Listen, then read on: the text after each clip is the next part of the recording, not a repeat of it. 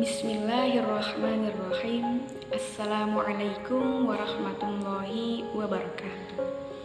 Perkenalkan, nama saya Hediani dengan NIM 21531062. Baiklah, di sini saya akan menjelaskan secara singkat mengenai karakteristik atau ciri-ciri berpikir filsafat, yang mana karakteristik atau ciri-ciri dari berpikir filsafat itu ada 8. Yang pertama yaitu berpikir secara radikal, yang kedua berpikir secara universal, yang ketiga berpikir secara konseptual, yang keempat berpikir secara koheren, yang kelima berpikir secara sistematis, yang keenam berpikir secara komprehensif, yang ketujuh berpikir secara bebas, dan yang kedelapan yaitu yang terakhir berpikir secara responsibel.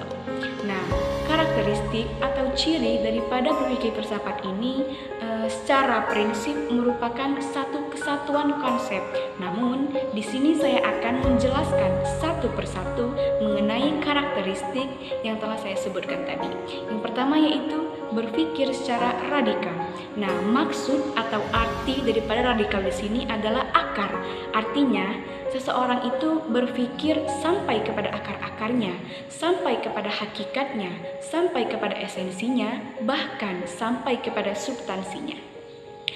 Orang yang berpikir, orang yang berfilsafat menggunakan akalnya akan berusaha untuk menangkap pengetahuan yang bersifat hakiki, yaitu pengetahuan yang mendasari segala bentuk pengetahuan indrawi. Itu maksud daripada berpikir filsafat, berpikir secara radikal. Kemudian yang kedua, yaitu berpikir secara universal. Nah, universal artinya secara umum atau secara menyeluruh. Nah, dalam hal ini berfilsafat atau berpikir mengenai hal-hal atau proses-proses yang bersifat umum. Dalam artian tidak memikirkan hal-hal yang parsial, tidak memikirkan hal-hal yang parsial. Nah, dalam hal ini pula berkaitan dengan pengalaman umum manusia dengan jalan penelusuran radikal yang mana filsafat berusaha untuk mencapai kepada kesimpulan universal tadi. Itu yang kedua. Kemudian yang ketiga yaitu berpikir secara konseptual. Nah, maksud daripada konseptual di sini adalah abstraksi. Nah, artinya berpikir untuk mengkonstruksi suatu pemikiran sebagai hasil generalisasi dari pengalaman tentang hal-hal atau proses-proses dari individu. Artinya, kita manusia berpikir melalui batas-batas pengalaman hidup sehari-hari. Itu maksud yang ketiga. Kemudian yang keempat itu berpikir secara koheren.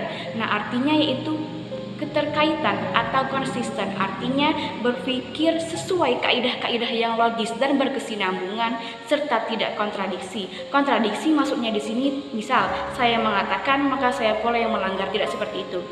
Yang kelima yaitu berpikir secara sistematis, artinya keteraturan.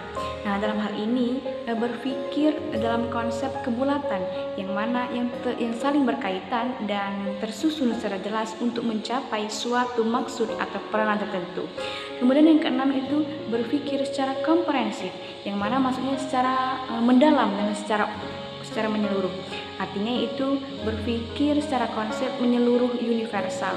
Nah, dalam hal ini filsafat berusaha untuk menjelaskan secara keseluruhan mengenai alam semesta.